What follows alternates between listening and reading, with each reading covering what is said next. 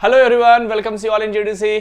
Student, जैसा कि Bihar pharmacist की रिक्रूटमेंट आई है जहां पर नंबर ऑफ पोस्ट कितने हैं 2473 यानी 2473 पोस्ट आया है। और उसी पोस्ट यानी उसी नंबर ऑफ पोस्ट की जो रिक्रूटमेंट्स आई है बिहार के लिए, तो जीडीसी ने आपके लिए एक भरोसा सीरीज लेकर के आए हैं जहां पर आपको अलग अलग सब्जेक्ट के अलग अलग एक्सपर्टीज फैकल्टीज के द्वारा इंपॉर्टेंट 50 क्वेश्चन हर एक क्लास में हर एक सीरीज में सॉल्व किया जाता है। तो आज आपको भरोसा जो Bihar pharmacist specially Bihar pharmacist के स्टूडेंट्स के लिए लाया गया है, जिसमें social pharmacy subject part 1 social pharmacy subject जो आपका है उसके पार्ट 1 पे हम लोग यानी आज वाली क्लास में टोटल इंपॉर्टेंट 50 क्वेश्चन क्या करने वाले हैं, सॉल्व करने वाले हैं, जहां से आपको एग्जाम में क्वेश्चन क्या हो सकते हैं स्टूडेंट, आ सकते हैं। Social pharmacy diploma in pharmacy में आप लोगों ने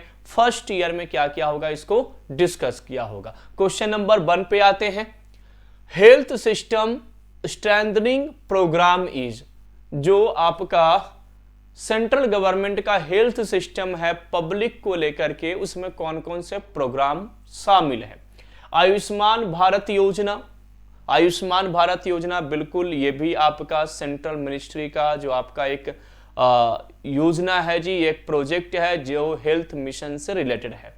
नेशनल हेल्थ मिशन NHM ये भी आपका है, इसमें NRHM NUHM दोनों आते हैं। लक्ष्य प्रोग्राम भी सेंट्रल मिनिस्ट्री का एक प्रोजेक्ट है, योजना है, जिसमें आपको हेल्थ सिस्टम को स्ट्रेंथ यानी कि उसको और ज्यादा मजबूत करने के लिए प्रोवाइड किया जाता है। तो यहां पर जितने भी ऑप्शंस हैं ऑल ऑप्शंस क्या हो जाएंगे स्टूडेंट्स, करेक्ट हो जाएंगे। तो simply national health mission the NHM is the centrally sponsored scheme that aim to provide universal access to equitable, affordable and quality health care services। equitable हो यानी equality हो, सबको मिलेगा। अफोर्डेबल हो यानी कॉस्ट कम हो, हर कोई इसको अफोर्ड कर सके। Quality health care service provide करने के लिए इस नेशनल हेल्थ मिशन को लाया गया, जो रूरल एरिया में नेशनल रूरल हेल्थ मिशन और अर्बन एरिया में नेशनल अर्बन हेल्थ मिशन के नाम से क्या किए जाते हैं, जाने जाते हैं। आयुष्मान भारत योजना आपने पढ़ा होगा, प्रोटेक्शन यूनिट है जहां पर हेल्थ इंश्योरेंस कवरेज दिया जाता है 5 लाख तक यानी 5 लाख तक का फ्री इलाज होता है जी। लक्ष्य प्रोग्राम्स की बात की जाए तो ये प्रोग्राम लॉन्च होता है मिनिस्ट्री ऑफ हेल्थ और फैमिली वेलफेयर के थ्रू, जो फैमिली प्लानिंग सर्विस पर क्या करती है जी, काम करती है। तो ये आपका डिस्क्रिप्शन हो गया। Second question, what is the primary purpose of safe drinking water regulation. आपको बोला जाता है कि शुद्ध साफ पानी पीना चाहिए, उसके पीछे रीजन क्या है, कारण क्या है, क्यों हमें साफ पानी पीना चाहिए। To increase the cost of water treatment, इसलिए कि वाटर ट्रीटमेंट का कॉस्ट और ज्यादा महंगा हो जाए, बिल्कुल भी नहीं। To reduce the availability of clean water, हमें क्लीन वाटर इसलिए पीना चाहिए ताकि क्लीन वाटर की कमी हो जाए, ऐसा भी नहीं है। To protect public health from the water borne disease, बिल्कुल सही। पब्लिक को वाटर बॉर्न डिजीज, बहुत सारे ऐसे बीमारी होते हैं जो प्रदूषित जल पीने से यानी कि कंटामिनेटेड वाटर ड्रिंक करने से हमें देखने को मिलता है। तो उसको रिड्यूस करने के लिए, उसको कम करने के लिए बेसिकली हम क्या करते हैं, तो सर हम क्लीन वाटर पीते हैं, ड्रिंक करने की सलाह देते हैं। ऑप्शन सी स्टूडेंट्स यहां पर क्या हो जाएगा, कम हो जाएगा। The primary purpose of safe drinking water regulation is to protect public health from the water borne disease. Water borne disease से हमें बचाने के लिए बेसिकली हम क्या करते हैं, तो सर हम सेफ वाटर यानी क्लीन वाटर ड्रिंक करने के लिए यानी पीने के लिए सलाह देते हैं। नेक्स्ट क्वेश्चन है, विच of the following is not one of the sustainable development goal. देखिए दो तरह का डेवलपमेंट गोल होता है, एक मिलेनियम डेवलपमेंट गोल और एक sustainable development goal. Millennium development goal total number 8 होते हैं student, sustainable development goal total number of 17 होते हैं, ठीक है ना। अब इसमें पूछा जा रहा है कि उन 17 में कौन से नहीं है, तो sustainable development goal gender equality की बात करती है, तो ये करेक्ट है जी। क्वालिटी एजुकेशन की भी बात करती है sustainable development goal, economical growth की भी बात करती है सस्टेनेबल गोल, और न्यूक्लियर प्रोलिफरेशन नहीं, न्यूक्लियर वेपन यानी जो आपका परमाणु हथियार है उसके लिए क्यों sustainable development goal. Sustainable development goal कभी भी नहीं कहता कि सारे कंट्री के पास या सारे लोगों के पास न्यूक्लियर वेपन हो, नहीं, वो क्या कहता है, जेंडर इक्वलिटी हो, यानी मेल फीमेल में कोई ये ना हो, विमेन एम्पावरमेंट को इंक्रीज करता है, हंगर पुबर्टीज को रिड्यूस करने की बात करता है, यूनिफॉर्म एजुकेशन की बात करता है, इकोनॉमिकल ग्रोथ की भी बात करता है, ये सारी बात करता है, लेकिन न्यूक्लियर प्रोलिफरेशन की बात नहीं करते हैं। तो कौन इसमें नहीं शामिल होगा, तो सर न्यूक्लियर प्रोलिफरेशन की बात ये बिल्कुल भी नहीं करते हैं। कौन, सस्टेनेबल डेवलपमेंट गोल। ये भी याद रखना कि सस्टेनेबल डेवलपमेंट गोल टोटल 17 है, और आपके जो यानी 17 मतलब 17 हैं, और आपके जो मिलेनियम डेवलपमेंट गोल होते हैं वो स्टूडेंट कितने होते हैं, 8 होते हैं। ये भी पॉइंट आपको याद रखना है। Next question, what is the term used to describe the occurrence of a disease in a community or a region in excess of normal expectancy। यानी किसी कम्युनिटी, किसी रीजन, किसी क्षेत्र, किसी एरिया में एक्सपेक्टेंसी यानी एक्सपेक्टेशन से ज्यादा बीमारी फैली हुई है। कोई एक बीमारी है, जैसे मलेरिया है या टीबी है या डेंगू है, किसी एक पार्टिकुलर रीजन में बहुत फैला हुआ है, तो उसको हम क्या कहेंगे, एपिडेमिक, पैंडेमिक, एंडेमिक या तो आउटब्रेक, क्या कहा जाएगा। तो अगर किसी पार्टिकुलर रीजन में कोई एक बीमारी एक्सपेक्टेशन से ज्यादा फैली हुई है तो स्टूडेंट उसको एपिडेमिक के नाम से जाना जाता है। ऑप्शंस ए याद रखेगा। पैंडेमिक डिफरेंट ज्योग्राफिकल एरिया, जैसे कि कोविड आपका पैंडेमिक था। एंडेमिक पार्टिकुलर्स एक रीजन्स की बात होती है। आउटब्रेक मतलब सडन ग्रोथ हो जाना, एकदम से बीमारी का फैल जाना, दैट इज द आउटब्रेक होता है। ठीक है ना। तो मीनिंग्स आई होप आपको समझ में आ गया होगा। An epidemic refer to the occurrence of a disease in a community और region excess of normal expectancy. Normal expectancy से एक्सेस यानी ज्यादा हो। It signify a sudden increase in number of cases of particular disease beyond what is the typically expected within that population during a given time period. यानी एक ही time period पे एकदम से बीमारी क्या हो रही है, फैल रही है। भरोसा बिहार फार्मासिस्ट के लिए स्पेशल सीरीज लेकर के जीडीसी की एक्सपर्टीज टीम लेकर के आए हैं, जो कि आपका 2473 पोस्ट जो आपका आया है बिहार फार्मासिस्ट में पोस्ट के लिए। तो जीडीसी आपके लिए फास्ट ट्रैक ऑनलाइन क्लासेस लेकर के आने वाली है, जो कि 25 ऑफ मार्च से क्या हो रहा है स्टूडेंट, स्टार्ट हो रहा है। इसमें आपको live classes, recorded lectures, online test series, subject wise test, previous year paper, topic wise test, ये सारी चीजें आपको क्या किया जाएगा, प्रोवाइड किया जाएगा। आप हमारे व्हाट्सएप, हमारे टेलीग्राम चैनल से जुड़ सकते हैं, डिस्क्रिप्शन में उसका लिंक प्रोवाइड किया गया है। साथ ही साथ में जीडीसी क्लासेस ऐप आप डाउनलोड कर सकते हैं, मोबाइल ऐप जो कि आपके प्ले स्टोर में अवेलेबल है। वहां पर आपको सारी नोटिफिकेशंस मिल जाएगी। और जरूर आप हमारे इस सीरीज के साथ जुड़िए, और जो आपके पास इतनी बेहतर अपॉर्चुनिटीज आई है, लगभग 2500 पोस्ट का, उसको जरूर ग्रैब कीजिए। बहुत बहुत बहुत मुश्किल से आपके पास ये अपॉर्चुनिटीज आई स्टूडेंट्स, इसको जरूर ज्वाइन कीजिए। नेक्स्ट क्वेश्चन है, what is the primary vector for the transmission of dengue fever. Dengue fever में एज अ वेक्टर, आप लोग जानते होंगे कि सर डेंगू फीवर में एज अ वेक्टर जो है वो क्या करता है, कौन रोल प्ले करता है, ये आपसे क्वेश्चन पूछा गया है। यानी मॉस्किटो यहां पर करियर के रूप में काम करते हैं, उस ऑर्गेनिज्म, उस वायरस को आपकी बॉडी के अंदर लेकर के आते हैं। Aedes aegypti mosquito, Anopheles mosquito, Culex mosquito या आयोडेक्स डिस्क, क्या हो जाएगा करेक्ट आंसर। तो डेंगू के लिए स्टूडेंट्स याद रखिएगा, एडिस एजेप्टी मॉस्किटो जो होते हैं ये बेसिकली क्या होता है, रिस्पॉन्सिबल होते हैं। मलेरिया में Anopheles mosquito, female Anopheles malaria के केस में, और डेंगू के केस में एडिस मॉस्किटो आपको क्या करना है, याद रखना है। ठीक है ना। तो एडिस जीनस से बिलोंग करते हैं। एडिस मॉस्किटो क्या होते हैं, बेसिकली रिस्पॉन्सिबल होते हैं। ऐसे क्वेश्चन आपसे पूछे जाएंगे। नेक्स्ट क्वेश्चन है जी, how can pharmacist contribute to the prevention of sexual transmitted disease. अगर आप फार्मासिस्ट की जॉब करेंगे तो गवर्नमेंट आपसे यह पूछना चाहती है कि सेक्सुअल ट्रांसमिटेड डिजीज को आप कैसे प्रिवेंट कर सकते हैं, कैसे रोक सकते हैं। तो सिंपली यहां पर है options, providing condom and lubricants, administered antibiotics for the treatment, performing diagnostic test for the sexual transmitted disease, and educating the public about the safer sex practices and regular testing। तो being a pharmacist आप public को क्या करोगे, educate करोगे, उनको बताओगे कि safe sexual relationship करें, मल्टीपल पार्टनर्स के साथ रिलेशनशिप में ना रहें, और अगर रहते हैं तो उस केस में आप फिजियोलॉजिकल बैरियर जिसको हम कंडोम्स कहते हैं उसे यूज कीजिए, और आप अपना टेस्ट जरूरी समय पे जरूर करते रहें। तो ऑप्शन नंबर डी आपका क्या हो जाएगा, करेक्ट हो जाएगा कि पेशेंट को एजुकेट करना, लोगों को एजुकेट करना, उनको बताना कि बीमारी कैसे होती है और इस बीमारी से कैसे बचा जा सकता है, यह फार्मासिस्ट का रोल होगा स्टूडेंट्स। तो ऑप्शन डी यहां पर करेक्ट हो जाएगा, कॉन्डोम्स करेक्ट नहीं होंगे। तो क्वेश्चन सॉल्व करने टाइम में बहुत अच्छे से पॉइंट्स को पढ़िएगा, है ना। Pharmacist can contribute to the prevention of sexually transmitted disease by the educating the public about safer sex practices and the importance of the regular testing। Regular आपको टेस्ट कराते रहना चाहिए। Pharmacists are accessible healthcare professional who can provide information and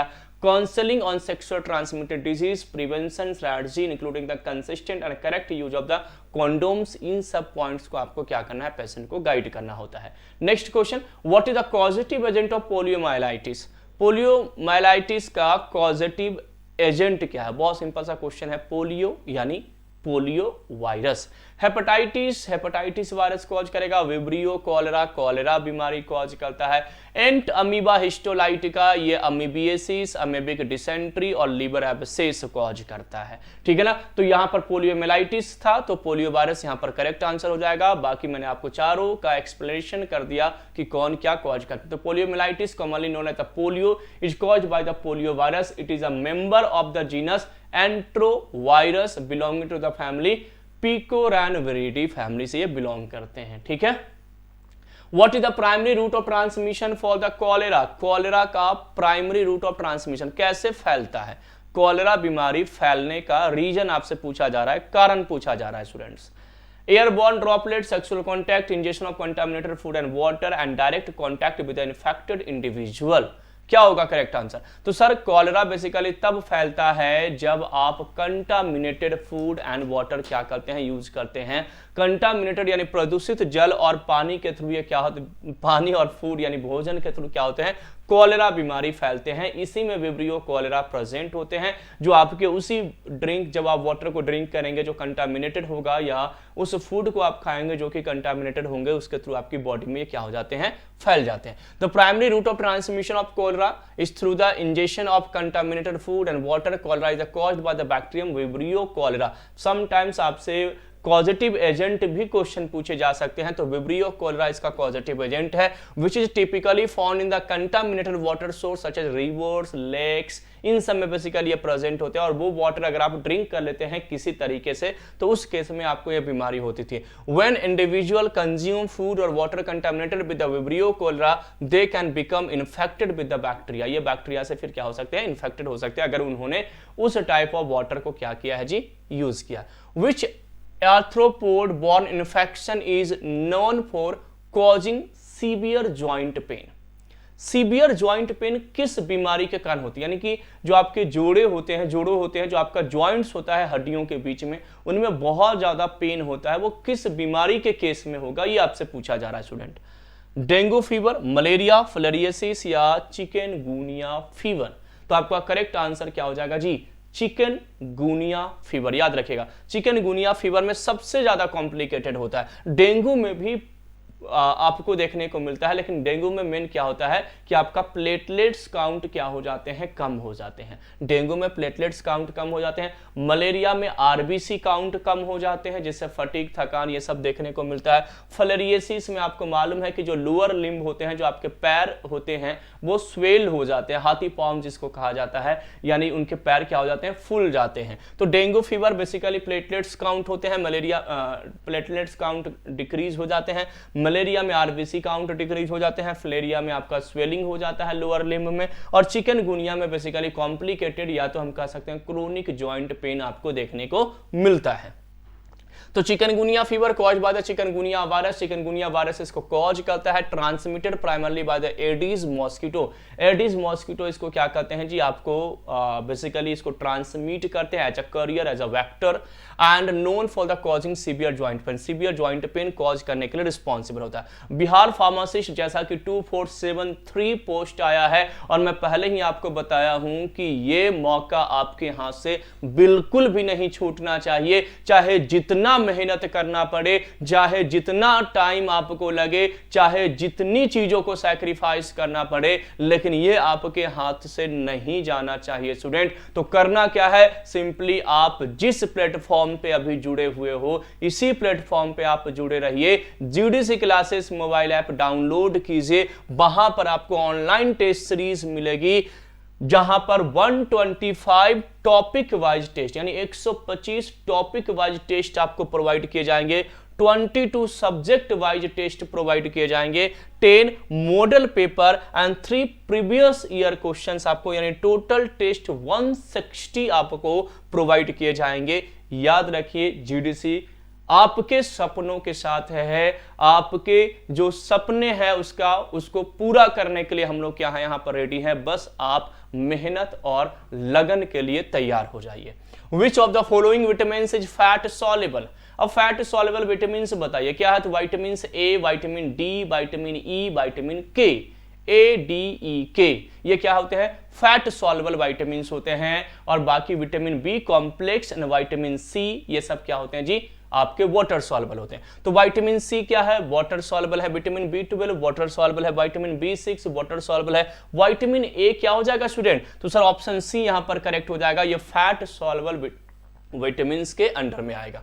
तो fat soluble vitamins are those that dissolve in fat, जो fat में dissolve हो जाए, fat में सॉल्युबल हो, and are absorbed along with dietary fat in small intestine, और small intestine से dietary fat के साथ क्या हो, वो अब्सॉर्ब हो। They can be store in the body fatty tissue and liver for the later use. Vitamin A is one of the fat soluble vitamin. इसके अलावा विटामिन ए के अलावा डी, ई, के भी आपका फैट सॉल्युबल विटामिन है जी।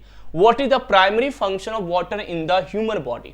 Human body में water का काम क्या है, आप जो डेली जल आप क्या करते हैं, ग्रहण करते हैं, पानी पीते हैं, उसका काम क्या है, फंक्शन क्या है, प्रोवाइडिंग एनर्जी, क्या वो वाटर एनर्जी प्रोवाइड करता है, तो नहीं जी, एनर्जी के लिए हम फूड, न्यूट्रिएंट्स, ग्लूकोज वगैरह लेते हैं। बिल्डिंग मसल्स, मसल्स प्रोटीन तैयार करता है, तो सर मसल्स भी नहीं है। इनहैंसिंग ब्रेन फंक्शन, बिल्कुल भी नहीं, ब्रेन फंक्शन को भी इनहैंस नहीं करता है। रेगुलेटिंग बॉडी टेम्परेचर को रेगुलेट करने में वाटर रिस्पॉन्सिबल होता है, तो ऑप्शन बी स्टूडेंट्स यहां पर क्या हो जाएगा, करेक्ट हो जाएगा कि सर जो वाटर हम ड्रिंक करते हैं वो बेसिकली हमारी बॉडी के अंदर जाकर के क्या करता है, टेम्परेचर्स को रेगुलेट करता है। ऑप्शन बी स्टूडेंट्स यहां पर क्या हो जाएगा, करेक्ट हो जाएगा। The primary function of water in the human body to regulate body temperature, water has a high heat capacity which mean it can absorb and release heat without significantly changing its temperature। ये heat को क्या करता है जी, absorb करता है, यानी अगर body का टेम्परेचर बढ़ रहा है, अगर आपने वहां पर पानी पी लिया तो बॉडी टेम्परेचर क्या हो जाएगा, रिड्यूस हो जाएगा। This property allow water to help regulate body temperature, और यही प्रॉपर्टी जो है वो वाटर को वाटर टेम्परेचर रेगुलेटिंग प्रॉपर्टी क्या करता है, कॉज कराने में हेल्प करता है। Next question, adulteration of food involve. Adulteration का सिंपल मतलब होता है स्टूडेंट मिलावट करना, क्या करना, मिलाना, किसी चीज में हमने मिला दिया। जैसे मान के चलो काली मिर्च है, बिहार में उसको गोलकी कहा जाता है, क्या कहा जाता है, गोलकी कहा जाता है, काली मिर्च गोलकी कहा जाता है ना। हाँ, तो जो काली मिर्च है उसमें हमने पपाया सीड मिला दिया, यानी पपीते का बीज मिला दिया, ठीक है ना, ये क्या हो गया, अडल्ट्रेशन। हम क्यों मिलाते हैं, आप गोलकी के साथ यानी काली मिर्च के साथ आप पपीते का बीज क्यों मिलाते हैं, ताकि पपीता का बीज का तो कोई रेट है नहीं, हमने पपीता खाया, इतना सारा सर बीज निकल गया, उसको मिला देंगे, वजन बढ़ जाएगा, थोड़ा सा हमें फाइनेंशियली फायदा हो जाएगा, पैसा ज्यादा मिल जाएगा। समझ में आ गया। तो इंटेंशनली आप जानबूझ करके उसमें मिलावट करते हो ताकि आपको बेनिफिट्स हो जाए। जो 100 ग्राम चीज है, 100 ग्राम है, वो 150 ग्राम हो जाए, 100 ग्राम 110 ग्राम हो जाए, तो कम से कम 10 ग्राम का तो बेनिफिट्स हुआ, उसका तो फ्री में पैसा आपको मिल गया, इसलिए मिलावट करते हैं। तो यहां पर वही पूछा जा रहा है कि एडल्ट्रेशन ऑफ फूड, फूड में एडल्ट्रेशन क्यों किया जाता है। Adding harmful substance to food to increase its nutritional value, बिल्कुल भी नहीं। न्यूट्रिशनल वैल्यू मतलब हम किसी चीज को मिलाते ताकि उसका गुणवत्ता और सुधार हो जाए, बिल्कुल भी नहीं। मिलावट तो सर इसलिए किया जाता है ताकि उसकी गुणवत्ता कम हो जाए, पैसा यानी प्रॉफिट ज्यादा हो, गुणवत्ता फूड का कम हो जाए। तो पहला ऑप्शन गलत है जी। Removing nutrients from the food to make it healthier, क्या हम फूड को हेल्दियर बनाने के लिए यानी और अच्छा बनाने के लिए करते हैं, बिल्कुल भी नहीं। Enhancing the flavour of food using natural ingredient, क्या फूड के फ्लेवर को, स्वाद को बढ़ाने के लिए, अच्छा करने के लिए मिलाते हैं, बिल्कुल भी नहीं। Intentionally contaminating food with impurity for economical gain. Economical gain यानी कि आर्थिक रूप से पैसे की प्रॉफिट के लिए इंटेंशनली जानबूझ करके क्या करते हैं, मिलाते हैं। ऑप्शन डी स्टूडेंट्स यहां पर क्या हो जाएगा, करेक्ट हो जाएगा। तो अडल्ट्रेशन का मतलब क्या है, आई होप आपको समझ में आ गया होगा। तो adulteration of the food involve intentionally contaminating food with impurities और adding inferior substance to food product for economical gain. Economical gain के लिए इसको क्या किया जाता है जी, दिया जाता है। Fibres are important in the diet because they, fibres जो होते हैं बेसिकली जो आप सैलिड खाते हो, सलाद खाते हो, उसमें फाइबर्स होते हैं। फाइबर्स हमें हमारी डाइट में क्यों होनी चाहिए, उसका इंपॉर्टेंस क्या है। प्रोवाइड एनर्जी, एनर्जी के लिए फाइबर्स, बिल्कुल भी नहीं sir. Regulate blood sugar level, बिल्कुल करेक्ट। ब्लड शुगर लेवल को फाइबर रेगुलेट करता है। एड इन मसल ग्रोथ, बिल्कुल भी नहीं। इंप्रूव विजन, क्या विजिबिलिटी को बढ़ाता है, आपको जो दिखाई देने वाली शक्ति उसको बढ़ाता है, बिल्कुल भी नहीं सर। ये ब्लड शुगर लेवल को फाइबर्स रेगुलेट करता है। ऑप्शन बी स्टूडेंट्स यहां पर क्या हो जाएगा, करेक्ट हो जाएगा। तो fibre is important in the diet primarily because it help regulate blood sugar level. साथ ही साथ में फाइबर से आपका कॉन्स्टिपेशन की भी प्रॉब्लम्स क्या होती है, सॉर्ट आउट होती है। Dietary fibre found in the plant based food such as fruit, vegetables, whole grain, nuts, seeds, इन सब में क्या होते हैं, प्रेजेंट होते हैं। नेक्स्ट क्वेश्चन है जी, मॉर्बिडिटी रेफर टू। अब देखिए नैटलिटी, मॉर्टेलिटी, मॉर्बिडिटी, ऐसे वर्ड आपको मिलेंगे। क्या मिलेंगे, नैटलिटी, मॉर्टेलिटी, मॉर्बिडिटी। नैटलिटी मतलब बर्थ रेट, कितना जन्म हो रहा है एक पार्टिकुलर रीजन में। जैसे मान लीजिए बिहार राज्य का बर्थ रेट क्या रहा लास्ट ईयर, यानी हम पूछ रहे हैं कि बिहार राज्य का बर्थ रेट यानी नेटलिटी क्या हुई। नेटलिटी अगर पूछा गया यानी कि बर्थ रेट क्या रहा। फिर अगर आपसे पूछा जाएगा कि लास्ट ईयर बिहार राज्य का यानी बिहार जो आपका स्टेट है उसका मॉर्टिलिटी रेट क्या रहा। मॉर्टिलिटी मतलब मृत्यु दर, डेथ रेट। और अगर आपसे पूछा जाए कि बिहार राज्य का मॉर्बिडिटी रेट क्या रहा, मॉर्बिडिटी मतलब स्पेसिफिक डिजीज, ठीक है। The number of death caused by the disease, बिल्कुल भी नहीं। डेथ तो सर मॉर्टिलिटी रेट है।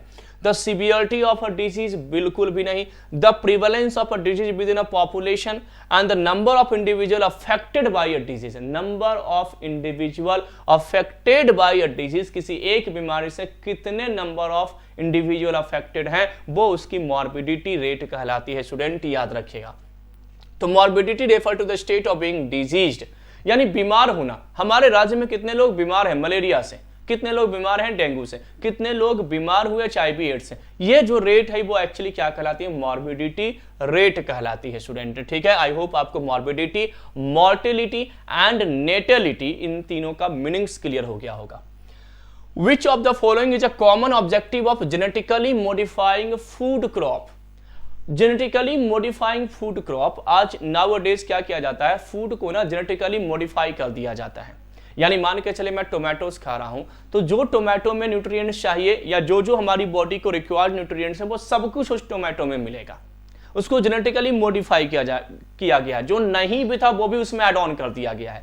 तो उसे हम क्या कहते हैं, जेनेटिकली मॉडिफाइड फूड क्रॉप। क्यों किया जाता है, इसको क्यों तैयार किया जाता है, जिसको हम बोलते हैं कि हाइब्रिड सीड है। नाउ अ डेज क्या है, एडवर्स कंडीशंस है, कभी भी बारिश हो जाती है, कभी भी कुछ हो जाता है। तो उस स्ट्रेस कंडीशन में उस प्लांट को ग्रोथ करने के लिए बेसिकली हम उसको मॉडिफाइड कर देते हैं कि तुम किसी भी कंडीशन में अपने आप को अडेप्ट कर सको। ये भी जेनेटिकली मॉडिफाइड का फंक्शन है। तो इंक्रीजिंग देयर सेल्फ लाइफ, क्या उसकी सेल्फ लाइफ बढ़ाने के लिए, नहीं सर। डिक्रीजिंग देयर न्यूट्रिशन, नहीं। डिक्रीज करने के लिए हम क्यों मॉडिफाई करेंगे, हम किसी के ऊपर रिसर्च कर रहे हैं तो उसको प्रॉपर्टीज को डिक्रीज क्यों करेंगे, हम इंक्रीज करेंगे, न्यूट्रिशनल एनरिचमेंट को बढ़ाएंगे। Making them resistant to pest और हर्बिसाइड, बिल्कुल पेस्ट और हर्बिसाइड से रेजिस्टेंट तैयार करने के लिए हम क्या करते हैं जी, जेनेटिकली मॉडिफाइंग फूड क्रॉप तैयार करते हैं, ताकि रेजिस्टेंस का मतलब होता है कि उससे उसको अफेक्ट ना हो। आप जो फूड खाते हैं, आप जो वेजिटेबल्स खाते हैं, उसमें वो आपका पेस्टिसाइड या आप जो हर्बिसाइड्स यूज करते हैं उनका एनरिचमेंट कम हो। इसके लिए हम जेनेटिकली मॉडिफाइड क्या करते हैं जी, सीड या तो क्रॉप यानी कि फसल हम क्या करते हैं, उपजाते हैं या तैयार करते हैं। तो one of the common objective of the genetically modifying food crop is to make them resistant to pest और हर्बिसाइड। क्लियर। नेक्स्ट क्वेश्चन पे आते हैं, what is a common symptom of syphilis. Syphilis जो आपका एक सेक्सुअल ट्रांसमिटेड डिजीज है, ट्रिपैनोमा palladium cause करता है। याद रखिएगा बैक्टीरियल इन्फेक्शन है, ट्रिपैनोमा पैलिडियम। गोनोरिया और सिफिलिस ये दोनों आपको बैक्टीरिया कॉज करता है ना। गोनोरिया का निसेरिया गोनोरिया उसका कॉजेटिव एजेंट है और सिफिलिस का ट्रिपैनोमा पैलिडियम है। तो सिफिलिस का कॉमन सिम्टम्स क्या है, लक्षण क्या है, ये आपसे पूछा गया है। पेनफुल यूरिनेशन यानी यूरिन पास करने टाइम में यानी पेशाब करने टाइम में बहुत ज्यादा पेन होगा, बिल्कुल गलत है। Chancre at the site of the infection, क्या करा जी, chancre at the site of infection, जहां पर इन्फेक्शन हुआ यानी बेसिकली जो जेनाइटल ट्रैक्ट है, जो रिप्रोडक्टिव ऑर्गन्स हैं, वहां पर ही इन्फेक्शन होगा, सेक्सुअल ट्रांसमिटेड डिजीज है, वहां पर आपको सैंक्री यानी कि आपको वहां पर घाव टाइप का यानी कि वहां पर आपको क्या होगा जी, प्रॉब्लम्स देखने को मिलेगा। ये आपका क्या है, सिम्टम्स है किसका, सिफिलिस का। तो याद रखिएगा chancre at the site of infection. Clear. तो sir a common symptom of the syphilis is the appearance of a chancre at the site of infection and chancre is a painless, इसमें कोई pain नहीं होगा। Firm round sore that typically appear at the site where the bacteria Treponema pallidum enter to the body. जहां पर भी ये bacteria enter किया है वहां पर आपको पेनलेस इन्फेक्शन होगा, राउंड शोर होगा, usually on the genital, anus और माउथ। या आपके माउथ में, आपके जेनाइटल ट्रैक्ट में या तो एनस वाले रीजन में यूजुअली सबसे ज्यादा ये देखने को मिलेंगे जी। What is the consequence of improper sewage disposal? अगर improper, जैसे मान के चले घर से आप पानी नाला, आपके घर से नाली से आपका सब कुछ जाता है, सीवेज आपका मल मूत्र त्याग जो भी आप करते हैं सब जाता है। अगर इम्प्रॉपर वो वही डायरेक्ट किसी नदी में किसी तालाब में चला जाए, खासतौर से बड़े शहरों में ये सबसे बड़ा प्रॉब्लम होता है। छोटे गांव जैसे जगह होती है या छोटे शहर होते हैं तो वहां पर ये प्रॉब्लम बहुत कम देखने को मिलता है, क्योंकि नंबर ऑफ पीपल्स कम होते हैं, नदी तालाब ज्यादा होती है, साइज बड़ी होती है, तो वहां पर आपको जो बैक्टीरिया होते हैं वो उनको डाइजेस्ट कर जाते हैं। लेकिन बड़े शहरों में सबसे बड़ा रीजन है, सबसे बड़ा कारण है कि अगर जो भी मलमूत्र होते हैं ये सब क्या होते हैं, किसी ना किसी बॉडी में जाकर के यानी किसी ना किसी नदी तालाब में उसको मिलाया जाता है, जिस कारण से वाटर वॉर्न डिजीज बढ़ जाएगा। पानी में आपने इसको डायरेक्ट किसी नदी तालाब में डाल दिया, अब उसमें वो बैक्टीरिया जाकर के ग्रोथ करना शुरू करेगा, उसी को आप ड्रिंक करोगे तो ये बीमारी क्या होगी, फैलेगी। कौन सी बीमारी फैलेगी, तो risk of water borne disease. Option number A students यहां पर क्या है, करेक्ट है। तो इम्प्रॉपर सीवेज डिस्पोज यानी कि अगर आप प्रॉपर तरीके से सीवेज को डिस्पोज नहीं करोगे तो उस केस में वाटर बॉर्न डिजीज बढ़ने के चांसेस क्या हो जाएंगे जी, हाई हो जाएंगे। Which of the following is not a basic terminology in pharmacoeconomics? Pharmacoeconomics से रिलेटेड बेसिक टर्म्स इसमें कौन से नहीं है।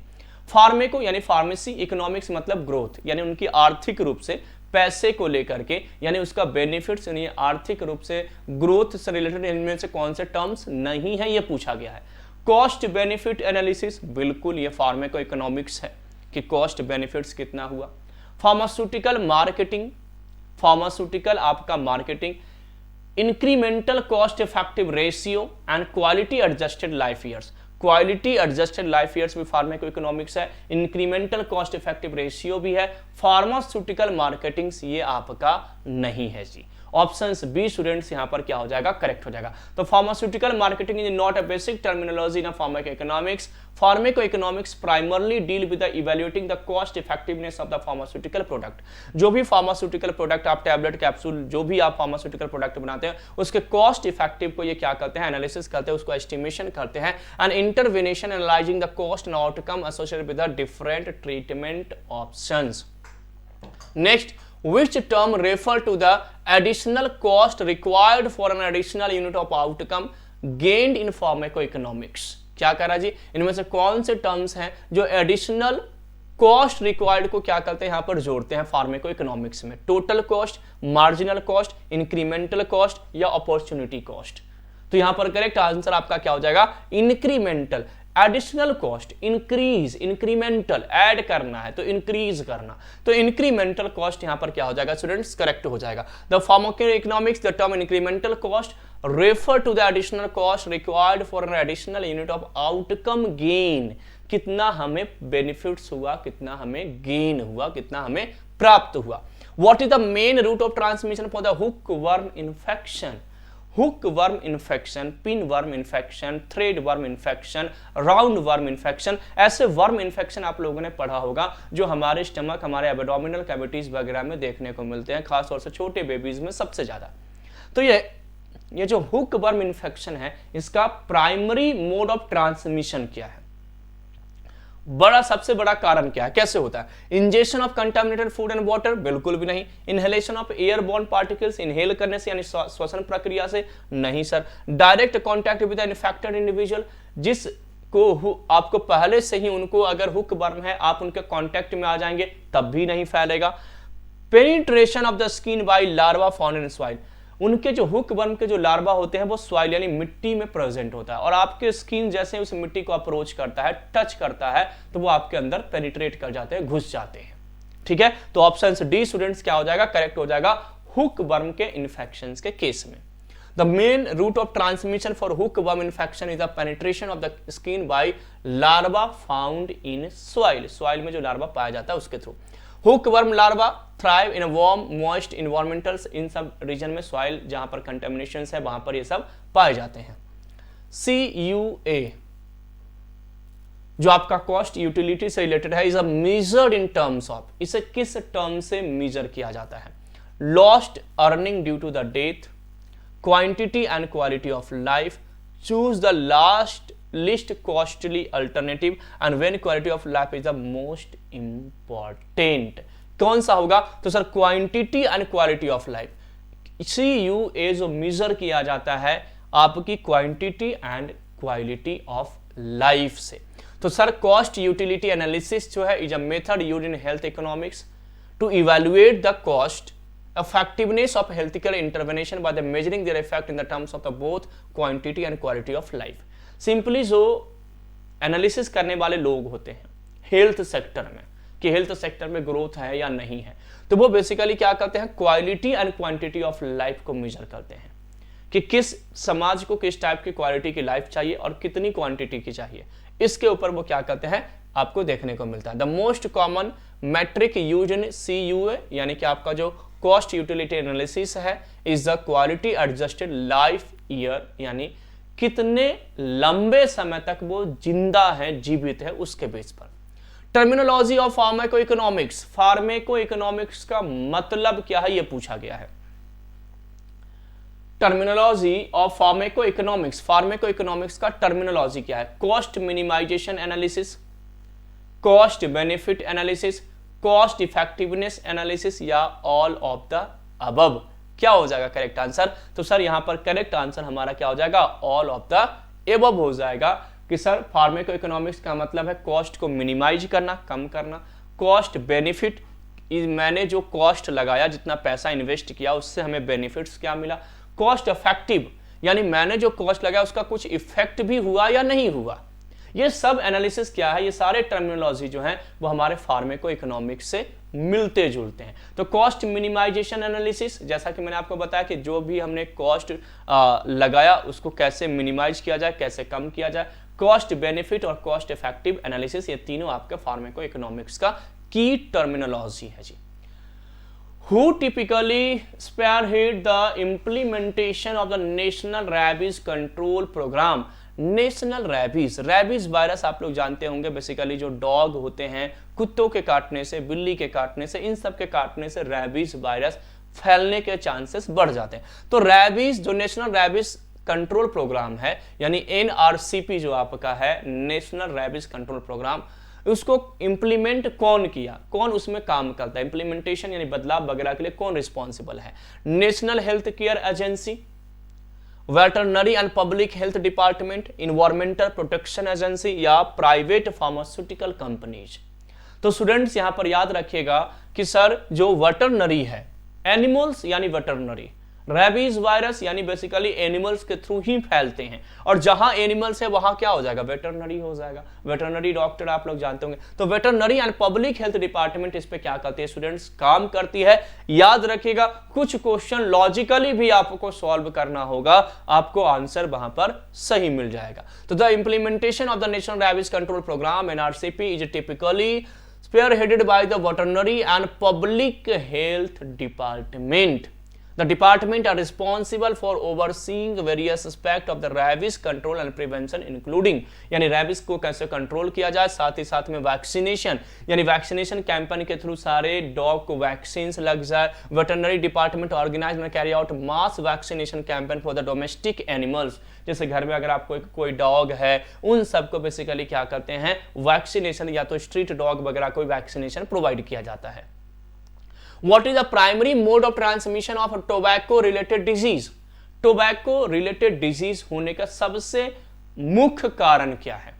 अगर आप तंबाकू से संबंधित, तंबाकू मतलब उसमें स्मोकिंग भी आ जाता है, तो तंबाकू से संबंधित जो बीमारी होती है उसका सबसे बड़ा कारण क्या है, सबसे मुख्य कारण क्या है? तो सर सबसे मुख्य कारण है सेकेंड हैंड, यानी आपने स्मोकिंग किया, वही स्मोक आपने दोस्तों को दिया, उसने तीसरे को दिया, फिर आपके पास आया। ये जो हम सेकेंड हैंड स्मोकिंग यूज करते हैं उसमें सबसे ज्यादा आपको क्या होता है, टोबैको से रिलेटेड डिजीज होता है। तो आपका याद रखना है student, inhalation of second hand smoke, second hand smoke inhale करना बहुत बड़ा रिस्की फैक्टर है। ऑप्शन ए स्टूडेंट्स यहां पर क्या हो जाएगा, correct. The primary mode of transmission of tobacco related disease is through the inhalation of second hand smoke, second hand smoke से रिलेटेड है जी।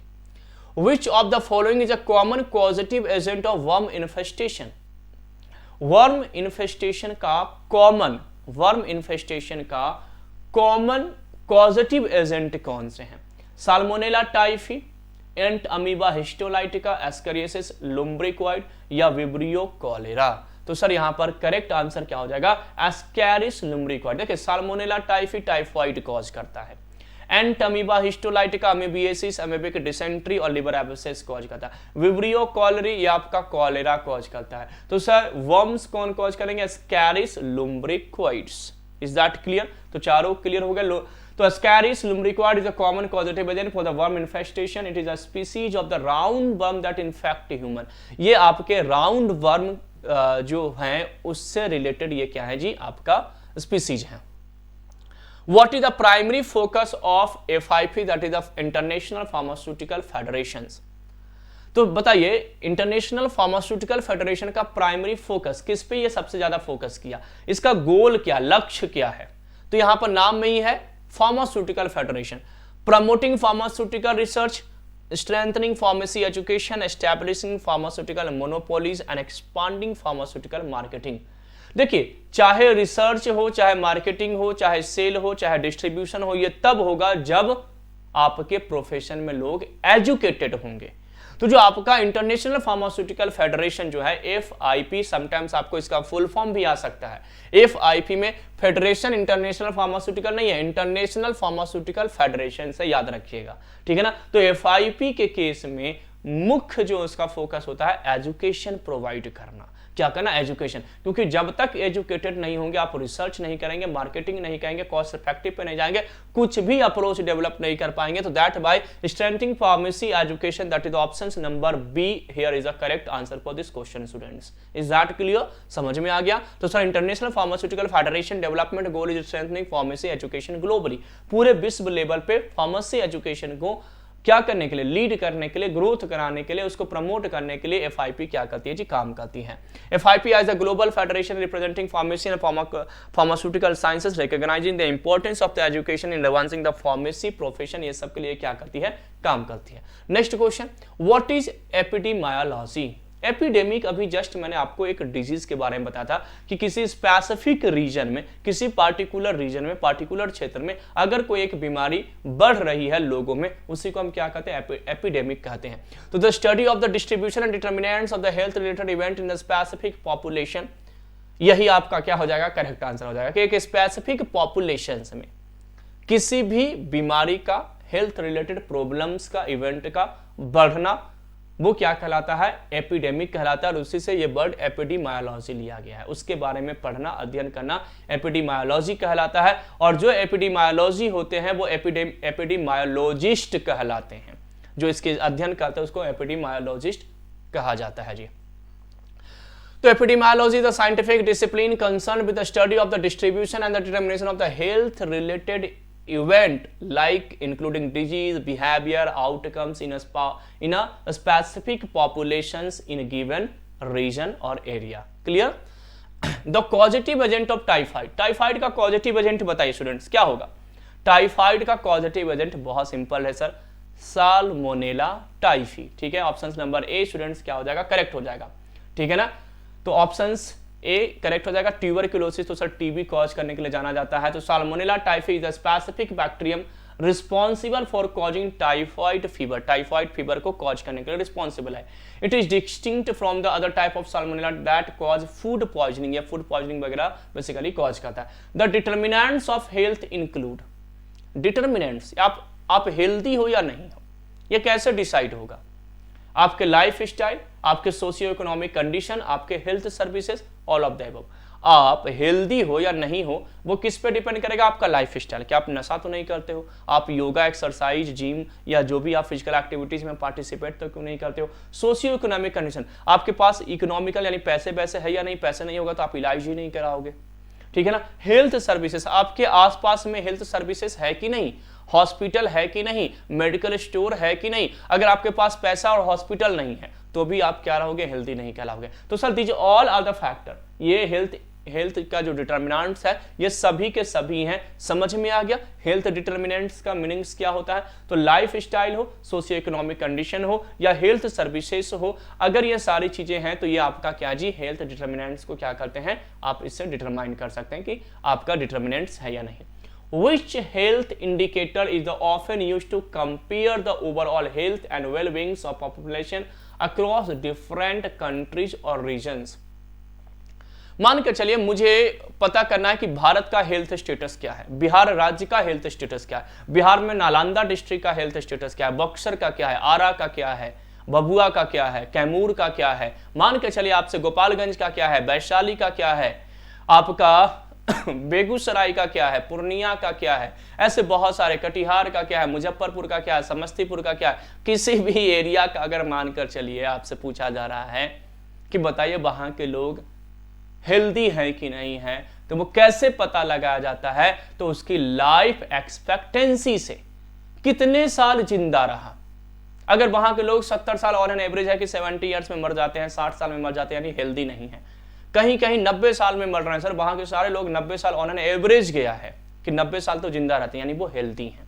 तो लाइफ एक्सपेक्टेंसी, कितने साल आप जिंदा हो, उससे किसी भी रीजन, किसी भी डिस्ट्रिक्ट, किसी भी स्टेट, किसी भी कंट्री का आप क्या पता कर सकते हैं कि वहां के लोग हेल्दी हैं या नहीं है। तो लाइफ एक्सपेक्टेंसी यहां पर क्या हो जाएगा स्टूडेंट्स, करेक्ट आंसर हो जाएगा। तो life expectancy is a statical measure that represent the average number of years a person is expected to live, यानी इतने साल तक तो यहाँ का इंसान जिंदा रहेगा, यही लाइफ एक्सपेक्टेंसी है और यही हमें बताती है कि हम हेल्दी है या नहीं है। What health indicator measure the number of death among the children under 5 years of age per 1000 live birth in a given year?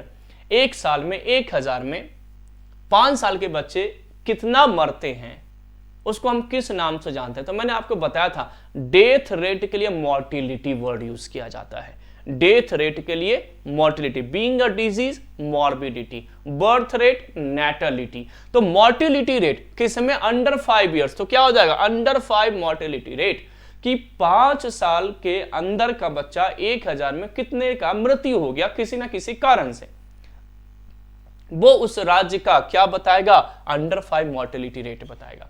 नवजात जन्म लेते ही कितने मर गए, इन्फेंट मोर्टिलिटी रेट बताएगा। चाइल्ड मोर्टिलिटी रेट जो आपका लगभग 12 साल 14 इयर्स के अराउंड के नियोनेटल, नया बच्चा जन्म लिया और मर गया, नियोनेटल, ऐसे आपको याद रखना है। तो ऑप्शंस डी यहां पर करेक्ट हो जाएंगे। The under 5 mortality rate is a key indicator of the child health and well being, measuring the probability of the child being before reaching the age of 5 years age होने के पहले ही मृत्यु होना। Which of the following is a component of the National Health Mission aimed to strengthening primary health care service in a rural area? ग्रामीण क्षेत्र में जो आपका नेशनल हेल्थ मिशन है उसका एम क्या है, लक्ष्य क्या है, क्या स्ट्रेंथ करना, क्या प्रोवाइड करना, primary health care 15 to 20, 10 to 25, 5 to 10 या 2 to 5%। तो याद रखिएगा स्टूडेंट, जो नेशनल हेल्थ मिशन है जो खासतौर से रूरल एरिया में काम करता है वो चाहता है कम से कम 2 से 5% तो वहां पर क्या हो, सुधार हो। ये उनका क्या है जी, लक्ष्य है नेशनल हेल्थ मिशन, जो आपका रूरल एरिया में NRHM के नाम से जाना जाता है, नेशनल रूरल हेल्थ मिशन के नाम से जाना जाता है। Approximately what percentage of the human body is made up of water? हमारी बॉडी में कितना प्रतिशत पानी होता है, अपनी बॉडी में कितना प्रतिशत वाटर होता है? 20 to 30, 40 to 50, 60 to 70 और 80 to 90%। तो सर 60 to 70% हमारी बॉडी में क्या होता है जी, जल होता है, पानी होता है। यही बच्चों में 70 to 80% होता है। जो नए बच्चे होते हैं, जन्म लेते हैं, उनको उनमें 70 to 80 होते हैं। अपनी बॉडी में 60 to 70% वाटर होता है। Percentage can vary depending on a factor such as age, sex, body composition and overall health। इस पर भी ये क्या होता है जी, डिपेंड करता है। Fortification of a food involve. Fortification एक प्रोसेस है जो फूड के साथ किया जाता है। भोजन, जो खाद्य पदार्थ होते हैं, जो खाने योग्य पदार्थ होते हैं, उसके साथ किया जाता है। क्यों किया जाता है ये पूछा जा रहा है। तो फोर्टिफिकेशन जो है स्टूडेंट वो इसलिए किया जाता है ताकि उस फूड का न्यूट्रिशनल एनरिचमेंट इनहैंस हो, यानी उनका जो पोषण तत्व है उसके अंदर, जो पोषक तत्व प्रेजेंट है उसके अंदर उपस्थित है, उसका वहां पर कंसंट्रेशन, उसकी वैल्यू एक्स्ट्रा हो जाए, ज्यादा हो जाए, वो तत्व, वो पदार्थ और ज्यादा पोषक हो जाए, इसलिए उसका फोर्टिफिकेशन किया जाता है। तो adding nutrients that were lost during processing back into the food, removing nutrients, decreasing the overall calorie and increasing the fat. तो सर एडिंग न्यूट्रिएंट्स यानी पोषक तत्व को ऐड करना, उसमें जोड़ना, ये फोर्टिफिकेशन कहलाता है, ताकि फूड आप खाओ तो उसमें आपको जरूरी जो आपका रिक्वायर्ड न्यूट्रिएंट्स है उसका वो क्या हो, आपको मिल सके। ये ऑप्शन ए स्टूडेंट्स यहां पर क्या हो जाएगा, करेक्ट हो जाएगा कि sir fortification of food involve adding nutrients that were lost during processing back into the food और adding additional nutrient to the improve the nutritional qualities. Which of the following pollutant is commonly found in agriculture runoff and can contaminate water source? इनमें से कौन से pollutant हैं जो खासतौर से agriculture यानी जो कृषि करने वाले लोग हैं, खेती करने वाले लोग हैं, वो यूज करते हैं, और वो पॉल्यूटेंट क्या होता है, वाटर के थ्रू कहां चला जाता है, जो आपके जल के स्रोत होते हैं जैसे तालाब, नदी, इन सब में क्या होते हैं, इकट्ठा हो जाते हैं और उस जगह यानी उस पानी को क्या करते हैं, पॉल्यूट करते हैं, यानी उसको प्रदूषित करने का काम करते हैं। Heavy metals, pesticide, radio active waste या कार्बन डाइऑक्साइड। तो जो किसान पेस्टिसाइड यूज करते हैं अपने फसलों में, तो वो पेस्टिसाइड क्या होते हैं, वाटर के थ्रू वो क्या हो जाते हैं, आपके तालाब, आपके जो नियर अबाउट जो भी रिसोर्सेस है वहां पर मिक्स हो जाते हैं और वही वाटर फिर आप ड्रिंक करते हो। आप कहोगे नहीं सर हम तो बहुत अच्छे से फिल्टर करके पीते हैं, तो स्टूडेंट वही वाटर नीचे जाता है और वो वापस ऊपर आता है, ठीक है ना। और जो उस एक्वेटिक ऑर्गेनिज्म में यानी जो उस तालाब में ऑर्गेनिजम्स हैं, जीव जंतु हैं, उनकी भी मृत्यु हो जाती है। ऑप्शन बी स्टूडेंट्स यहां पर क्या हो जाएगा, करेक्ट हो जाएगा, दैट इज द पेस्टिसाइड। तो pesticide are the chemical used in agriculture to control pest, weed and disease. इनको कंट्रोल करने के लिए हम यूज करते हैं और बाद में ये हमें बीमार करके चले जाते हैं, एक्वेटिक ऑर्गेनिजम्स को बीमार करके चले जाते हैं, ठीक है ना। How does water pollution impact human health? Water pollution हमारी हेल्थ को कैसे इंपैक्ट करते हैं, कैसे प्रभावित करते हैं, ये क्वेश्चन पूछा गया कि how does water pollution impact human health. अगर प्रदूषित जल है तो हमें कैसे प्रभाव करेंगे। To only affect aquatic organism, क्या प्रदूषित जल केवल जो पानी में रहने वाले जीव जंतु है उसी को इफेक्ट करेगा? नहीं सर, उनको तो करेगा, हमें भी करेगा। To has no direct health effect, क्या वो कोई इफेक्ट ही नहीं कॉज करेगा? बिल्कुल गलत है। It only effect respiratory health, क्या केवल रेस्पिरेटरी सिस्टम वाली बीमारी कॉज करेगा? बिल्कुल गलत है। It can lead to GIT illness, आप पानी पियोगे, उसी पानी में कॉलेरा है, उसी पानी में आपका टाइफाइड कॉज करने वाला ऑर्गेनिज्म है, उसी पानी में एमीबियासिस कॉज करने वाले ऑर्गेनिज्म है। तो ये आपके जीआईटी यानी गैस्ट्रोइंटेस्टाइनल ट्रैक्ट में डिजीज कॉज करने के लिए रिस्पॉन्सिबल होंगे। ऑप्शन डी यहां पर स्टूडेंट्स क्या होगा, करेक्ट हो जाएगा कि अगर आप पॉल्यूटेड वाटर ड्रिंक करते हैं, प्रदूषित जल आप पीते हैं, तो उस केस में आपको जीआईटी से रिलेटेड प्रॉब्लम होगी। साथ ही साथ में एक्वेटिक ऑर्गेनिज्म यानी जो पानी में रहने वाले जीव जंतु हैं उनको भी ये क्या करेगा जी, इफेक्ट कॉज करेगा। Which of the following method can help reduce water pollution from the household? आप कैसे वाटर पॉल्यूशन को कम कर सकते हैं? वाटर पॉल्यूशन कैसे होता है? आपके घर से जो मल मूत्र जाते हैं या जो कचरा बचरा आप जो नाली में डाल देते हो, ऐसे ही प्लास्टिक या तो और भी चीजें, उसी से वाटर पॉल्यूट होता है, वाटर पॉल्यूशन होता है।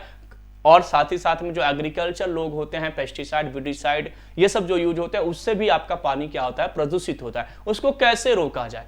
तो जो भी हजार्डस कंपोनेंट्स हैं यानी जो नुकसान करने वाले जो कंपोनेंट्स है, पदार्थ है, उनको हम सीवेज में डायरेक्ट ना डालें। उनको क्या करें, तो जो भी म्युनिसिपल कॉर्पोरेशंस की गाड़ी आती है उनको दे दीजिए, या आप उसको अलग तरीके से उसको बर्न कीजिए, या तो उसको क्या कीजिए, डिस्पोज कीजिए। ठीक है ना, पानी में डायरेक्ट मत डालिए, जिससे आपका वाटर प्रदूषित नहीं होगा। तो disposing of pharmaceutical down the drain, pharmaceutical से कोई मतलब है नहीं, यहाँ पर तो हाउस होल्ड की बात हो रही है। और फार्मास्यूटिकल बेसिकली कहाँ पर, फार्मास्यूटिकल इंडस्ट्रीज की बात हो रही है।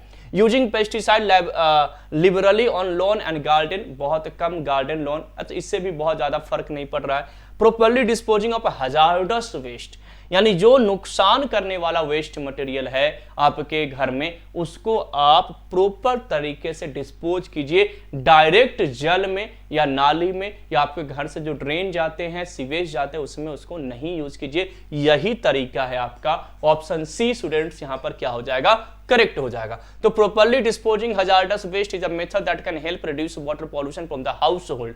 यही वो मेथड है जो वाटर पॉल्यूशन को क्या करता है जी, कम करता है। Hazardous waste include material such as chemical, pesticide, batteries, electronic devices and pharmaceutical, ये सब आपके क्या हैं जी, हजार्डस कंपोनेंट्स हैं। इनको डायरेक्ट आप डायरेक्ट इनको जल में बिल्कुल भी नहीं, पानी में बिल्कुल भी नहीं डालिए, तो आपका वाटर पॉल्यूशन रिड्यूस हो जाएगा। नेक्स्ट क्वेश्चन है students, Which of the following is an example of environmental pollution due to the pharmaceutical? Environmental pollution यानी environment में pollutions हो गया, और pharmaceutical मतलब टैबलेट, कैप्सूल, साइरप या अदर मेडिसिन खाने के कारण वो क्या है? तो आप लोगों ने एक नाम सुना होगा, एंटीबायोटिक्स। एंटीबायोटिक्स हम खाते हैं बैक्टीरिया को किल करने के लिए। बैक्टीरिया कहां पे प्रेजेंट है, एटमॉस्फेयर में। कहां प्रेजेंट है, इन्वायरमेंट में प्रेजेंट है। और जब हम कोई एंटीबायोटिक्स कंटिन्यूसली यूज करते हैं, जैसे कि डॉक्टर जो है, कुछ भी थोड़ा बहुत प्रॉब्लम होता है, डॉक्टर साहब ने क्या लिख दिया, एंटीबायोटिक्स। हमारे यहाँ तो और भी बहुत सारे डॉक्टर हैं, यानी बिहार में तो बहुत सारे डॉक्टर हैं, हर गली में डॉक्टर हैं, हर जगह पे डॉक्टर्स हैं। जो डॉक्टर नहीं है वो भी डॉक्टर हैं, और वो क्या करते हैं, आप जैसे ही उनके पास गए, उन्होंने सीधे एंटीबायोटिक्स लिख दिया। कुछ भी इन्फेक्शन हुआ, एंटीबायोटिक्स लिख दिए। ये एंटीबायोटिक्स आप रिपीटेडली यूज करते हैं, बेवजह यूज करते हैं, बैक्टीरिया तो मर जाएगा, नहीं होगा तब भी मर जाएगा, लेकिन जहां जरूरत नहीं थी वहां पर भी आपने उस एंटीबायोटिक्स को यूज कर लिया, तो बैक्टीरिया एक समय के बाद रेजिस्टेंस डेवलप कर लेगा। फार्माकोलॉजी में आपको बहुत अच्छे से आप लोगों ने इन चीजों को पढ़ा होगा, रेजिस्टेंस, कि मेडिसिन आप खाओगे, ड्रग आप खाओगे, लेकिन बैक्टीरिया नहीं मरेगा, क्योंकि बैक्टीरिया ने उस ड्रग के अगेंस्ट रेजिस्टेंस डेवलप कर लिया है। और अगर बैक्टीरिया रेजिस्टेंस डेवलप कर लिया, तो आने वाले टाइम में पॉपुलेशन के लिए बहुत बड़ा चैलेंज हो जाएगा, थ्रेट हो जाएगा। वो बैक्टीरिया मरेगा ही नहीं, क्योंकि बैक्टीरिया ने उस ड्रग के अगेंस्ट रेजिस्टेंस डेवलप कर लिया। नाउ अडेज बहुत सारे ऐसे ड्रग हैं स्टूडेंट, जिसके अगेंस्ट ऑलरेडी बैक्टीरिया ने रेजिस्टेंस डेवलप कर रखा है। तो basically over use of antibiotics leading to antibiotics resistance, यानी अगर आप बहुत ज्यादा एंटीबायोटिक्स यूज करोगे, तो उस केस में एंटीबायोटिक्स के अगेंस्ट रेजिस्टेंस हो सकता है, जो इन्वायरमेंटल पॉल्यूशन कॉज करेगा। एटमॉस्फेयर में बैक्टीरिया को अब क्या करेगा, बिल्कुल भी बैक्टीरिया नहीं मरने वाला है। तो ऑप्शन ए स्टूडेंट्स यहां पर क्या हो जाएगा, करेक्ट हो जाएगा। Next question, environmental pollution due to pharmaceutical can occur through the various mechanism like over use of misuse of the antibiotics, यानी एंटीबायोटिक्स का ओवर यूज करना, ज्यादा जरूरत से ज्यादा, या मिस यूज करना, नहीं जरूरत है तब भी यूज कर लेना। इन सब कारण से आपको देखने को मिलता है जी। Next question, which of the following is common occupational illness among worker in the textile industry? अगर कोई वर्कर टेक्सटाइल इंडस्ट्री में काम करता है, तो सबसे ज्यादा कॉमन बीमारी होने के चांसेस क्या रहेंगे?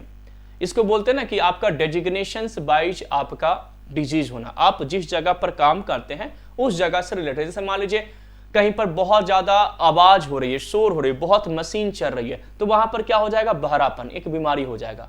वहां पर वर्कर जो काम करेंगे सब बहरे हो जाएंगे, क्योंकि कंटिन्यूअसली मशीन के शोर में है। तो टेक्सटाइल इंडस्ट्री में तो क्या होगा, लंग कैंसर, एस्बेस्टोसिस, डर्मेटाइटिस या noise induced hearing loss. Textile industry में सबसे ज्यादा आपको स्किन पे इफेक्ट पड़ता है। डर्मेटाइटिस, आपको डर्मा मतलब स्किन, यानी डर्मेटाइटिस आपको देखने को मिल सकता है। ऑप्शन सी स्टूडेंट्स यहां पर याद रखेगा कि डर्मेटाइटिस स्पेसिफिकली ऑक्यूपेशनल कॉन्टैक्ट आपको देखने को मिलेंगे जब आप टेक्सटाइल इंडस्ट्रीज में क्या करेंगे, काम करेंगे। Which of the following method is reversible form of contraception? Contraception यानी वो जिससे हम प्रेगनेंसी कंसीव करने से बच सकते हैं, प्रेगनेंसी को रोकने के लिए। अगर हमें प्रेगनेंसी नहीं चाहिए तो हम कॉन्ट्रासेप्शन क्या करते हैं, यूज करते हैं। तो इनमें से रिवर्सिबल क्या है, रिवर्सिबल का मतलब हुआ कि हम वापस, जैसे मान के चलो मुझे 4 साल अभी बच्चा नहीं चाहिए, मुझे प्रेगनेंसी कंसीव नहीं करना है, लेकिन 4 साल के बाद चाहिए, तो रिवर्सिबल हो गया कि जब मुझे चाहिए तब मैं कर सकूं और जब मुझे नहीं चाहिए मैं नहीं कर सकूं, उसे रिवर्सिबल कॉन्ट्रासेप्टिव कहते हैं। एक हुआ परमानेंट, जिसे मतलब एक बार आपने करा लिया ऑपरेशन जिसको कहते हैं परमानेंट, एक बार अगर आपने करा लिया, जैसे ट्यूबेक्टोमी है, वैसेक्टोमी है, ये सब सर्जिकल मेथड में आता है, तो वो आपका एक बार करा लिया तो परमानेंट हो जाएगा आपका। अब आपको फिर बाद में आप चाह करके भी प्रेगनेंसी कंसीव नहीं कर सकते, तो वो आपका कौन सा आ जाएगा, वो आपको बेसिकली किस में आ जाएगा, परमानेंट में। यहां पर आपसे क्या पूछा जा रहा है, वो इरिवर्सिबल में आ जाएगा, ये रिवर्सिबल पूछा जा रहा है। Tubal ligation, vasectomy, intrauterine devices, तो जो इंट्रायूटेराइन डिवाइसेस होते हैं, कॉपर टी वगैरह लगाए जाते हैं, ये आपके क्या होते हैं, रिवर्सिबल होते हैं, आपके अनुसार होते हैं कि आप जब चाहो तो प्रेगनेंसी कंसीव कर सकते हो इस डिवाइस को बाहर निकाल करके, और जब आपको लगता है कि 2 साल 4 साल 5 साल में प्रेगनेंसी कंसीव नहीं करना तो आप इस डिवाइस को यूज कर सकते हो। तो an intrauterine device is a reversible form of the contraception. It is a small T-shaped device that is inserted into the uterus by the healthcare provider. जो भी healthcare provider है, डॉक्टर नर्सेस हैं, वो आपको इंसर्ट करते हैं जी। Which of the following is a benefit of breastfeeding for the child? बच्चों को जो ब्रेस्ट फीडिंग यानी स्तनपान कराया जाता है वो क्यों कराया जाता है, उसका बेनिफिट्स क्या है? इंक्रीज रिस्क ऑफ इन्फेक्शन, यानी ब्रेस्ट फीडिंग करने से क्या बच्चों को बीमार होंगे, बिल्कुल गलत sir. Reduce risk of obesity, मोटापा कम होगा। Higher likelihood of the allergy, बहुत ज्यादा एलर्जिक रिएक्शन होंगे, बिल्कुल गलत। स्लोअर ब्रेन डेवलपमेंट, बिल्कुल गलत। क्या ब्रेन कम डेवलप होगा क्या माँ का दूध पीने से, बिल्कुल गलत है sir. Reduce risk of obesity, बच्चों का मोटापा बीमारी कम होगा अगर आप क्या करते हैं, ब्रेस्ट फीडिंग कराते हैं। ऑप्शन बी स्टूडेंट्स यहां पर क्या हो जाएगा, करेक्ट हो जाएगा। तो breast feeding provide various health benefit for the child, one of which is a reduce risk of obesity, obesity का रिस्क क्या हो जाएगा जी, कम हो जाएगा। What is one of the major ill effect associated with using infant milk substitute? Infant milk substitute में major ingredients इनमें क्या होते हैं, मतलब इनको लेने से क्या हमें फायदा होता है? Reduce risk of mall nutrition, यानी कुपोषण कम हो जाता है। ये उसकी बात हो रही है स्टूडेंट जो मिल्क बच्चों को दिया जाता सब्स्टिट्यूट के रूप में बाहर से खरीद कर। Decrease risk of childhood obesity, मोटापा कम होगा। Increase risk of diarrhoea and improve cognitive development, तो अगर आप बाहर से दूध लेते हैं तो डायरिया होने के चांसेस हैं। अगर किसी बच्चों को सब्स्टिट्यूट के रूप में आप मिल्क करवाते हैं, यानी ब्रेस्ट फीडिंग ना करा करके बाहर से दूध लाते हैं और वो दूध उनको पिलाते हैं, तो उस केस में उस बच्चे को डायरिया होने के चांसेस हो सकते हैं। सिंपली ये याद रखना है। One of the major ill effect associated with the using infant milk substitute, यानी जो छोटे बच्चों के लिए जो दूध आता है उसमें सबसे बड़ा कारण होता है कि आपको आगे जाकर के डायरिया देखने को मिल सकता है। What is the recommended duration of exclusive breast feeding according to the world health organization? WHO कितने महीने तक कहता है कि आपको स्तनपान करना है बच्चों को, यानी दूध पिलाना है बच्चों को, माँ का दूध जरूरी है बच्चों के लिए, कितने ड्यूरेशन के लिए, कितने महीने के लिए? तो सिंपली आपको याद रखना है WHO 6 मंथ तक का कहता है। ऑप्शन नंबर सी स्टूडेंट्स यहां पर करेक्ट हो जाएगा। 6 मंथ तक बच्चों को मां का दूध जरूर पीना चाहिए। ये WHO का क्या है जी, गाइडलाइंस है ब्रेस्ट फीडिंग को लेकर के। What is herd immunity? Herd immunity का मतलब क्या होता है? हर्ड इम्यूनिटी देखिए इम्यूनिटी का मतलब एंटीबॉडी प्रोड्यूस करना, यानी जो पैथोजेंस आते हैं, बैक्टीरिया, वायरस या अदर इन्फेक्शियस ऑर्गेनिज्म हमारी बॉडी में एंटर करते हैं, उनसे बचाने के लिए हमारी बॉडी में क्या होता है, डिफेंसिव मैकेनिज्म काम करता है जिसको हम एंटीबॉडी कहते हैं, उसको हम इम्यूनिटी या तो इम्यून सिस्टम के नाम से जानते हैं।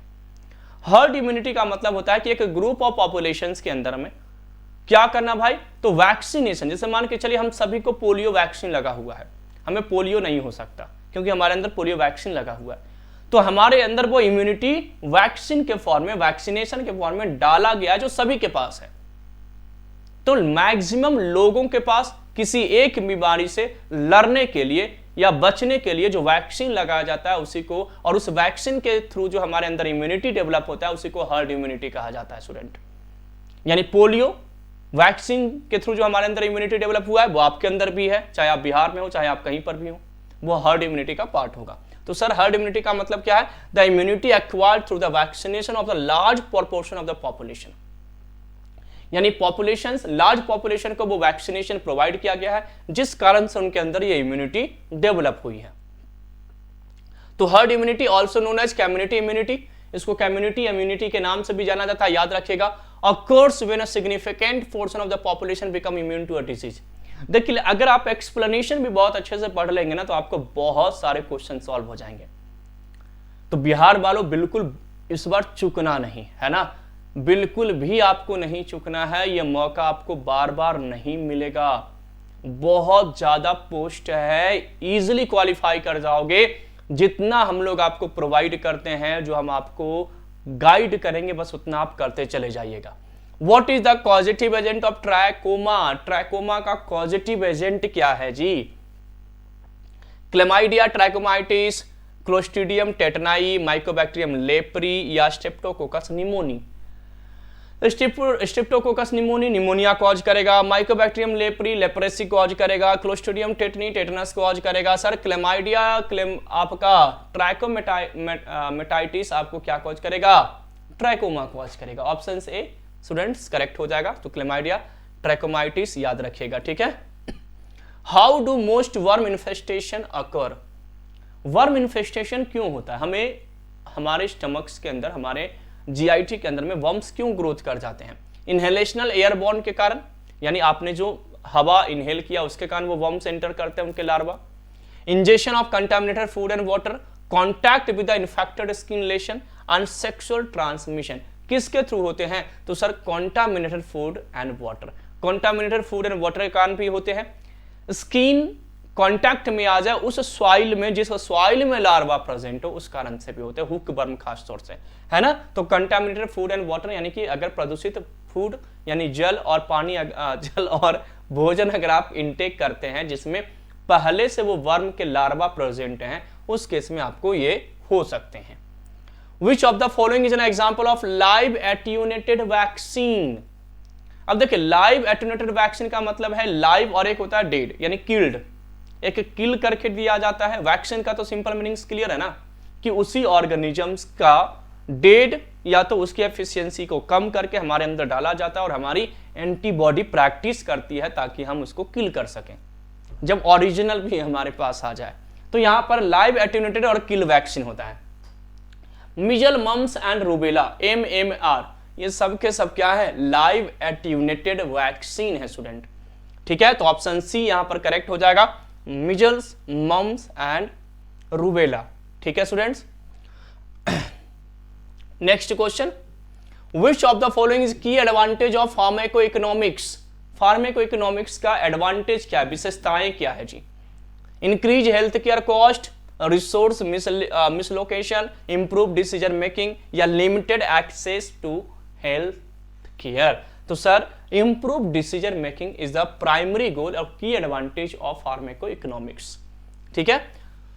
Pharmaco economics provide valuable insight into the economic implication of the health care intervention, helping decision maker make informed choice regarding the resource allocation. Which branch of economics focus specifically on the evaluation of pharmaceutical product and services? Pharmaceutical product और उसके services को evaluate करने के लिए pharmaco economics किस पे focus करता है जी? माइक्रो इकोनॉमिक्स पे। फार्मेको मतलब क्या होता है आपका? फार्मेको इकोनॉमिक्स होगा या मैक्रो होगा? सर फार्मा से रिलेटेड है तो क्या होगा? फार्मेको इकोनॉमिक्स होगा। सिंपल सा क्वेश्चन है। फार्मास्यूटिकल प्रोडक्ट, फार्मास्यूटिकल सर्विस से रिलेटेड अगर आप कहीं इन चीजों को देख रहे हैं इकोनॉमिकल एस्पेक्ट, तो क्या कहलाएगा? फार्मेको इकोनॉमिक्स ही तो कहलाएगा। And the last question, which type of study design is commonly used in pharmacoeconomics research to compare the cost and outcome of the different treatment options? यहां पर भी आपका क्या हो जाएगा? randomized controlled trial। तो ये टोटल 50 क्वेश्चन जो कि आपका सोशल फार्मेसी सब्जेक्ट से था स्टूडेंट्स, वो हम लोगों ने क्या किया आज वाली क्लास में भरोसा सीरीज में आपको क्या किया? प्रोवाइड किया। भरोसा यानी सेल्फ बिलीव बहुत इंपॉर्टेंट है किसी भी कॉम्पिटिटिव एग्जाम्स को क्वालिफाई करने के लिए, इसलिए इस सीरीज का नाम भरोसा रखा गया है।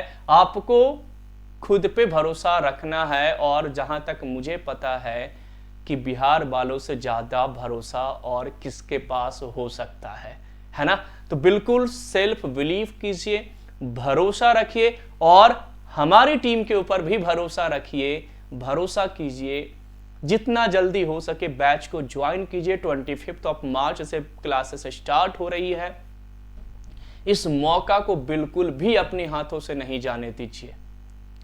आप क्वालिफाई कीजिए और जॉब जरूर प्राप्त कीजिए। तो मिलते हैं स्टूडेंट्स अगली क्लास में अगले कंसेप्ट के साथ। Thank you everyone for watching GDC and supporting GDC. Thank you, have a nice